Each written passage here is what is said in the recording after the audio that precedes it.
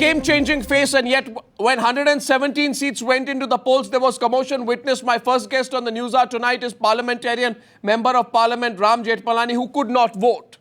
Ram Jethmalani surprised, disappointed and furious today that he could not cast his vote. What happened, Mr. Jethmalani? Well, I'm not alone. There are hundreds of people who gathered there and said that they have voted in the last election, but their names have mysteriously disappeared. I contested the Rajya Sabha election in the end of 2010, and I have to give evidence that I am a voter in some constituency. And I produced a certified copy of the voters list in Maharashtra. Why has my name disappeared suddenly in this election? No, you can't. That's all right. It can be a mistake. It's not deliberate. It can't be a conspiracy. How can you insinuate that there is some kind of a conspiracy about your name not being there on the list? It could be a deliberate act. Now listen, there are so many others. Listen, even HDFC chairman Deepak Parekh's name was missing from the voter list. Was that also a conspiracy? And if a conspiracy, then by whom? Now, I have a common... Listen, I am giving you a hypothesis which requires ultimately to be verified and investigated. But it's a very, very reasonable hypothesis which I am telling you. Now, for example, I live in a building called Advent, in which I have lived from the year 1960. My cook is in the voting list, but my name has disappeared. And 90% of the intelligent, educated people living in that building, their names have been scored out. Now I can understand that if my name was missing from the electoral roll, it could be a mistake of one individual.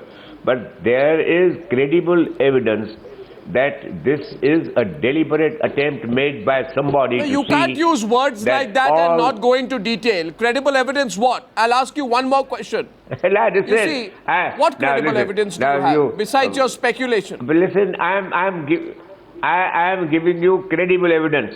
How could it be that all employees in my building are voters except their employers?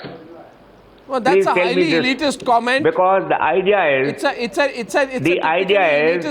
exclude the intelligent, independent voters with a garb of prejudice and conspiracy may not be fair. Who's doing this? Who's behind the conspiracy? It may not be fair. It may be fair too. But please, Arnab, please. This is my hypothesis, which I want you to investigate, and please go down to other people's experience also of life. Well, we will. Such a coincidence. We will. All right. We will do that, Mr. Jethmalani. But let me thank you for joining. You know, he flew down all the way to Mumbai to vote. His name not on the list. I think that's very interesting. I think a vigilant electorate in the city of Mumbai. It is impossible that the voting should be 53% at the end of the day. At the lunch time, the voting was just about 11% or 13%. Something is totally wrong. You should have seen the number of people who came from all over the place in the polling booth, which is situated adjoining my house.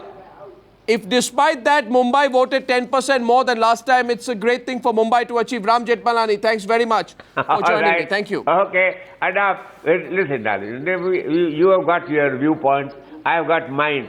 And often yes, we have disagreed and agreed to disagree without our friendship being jeopardized.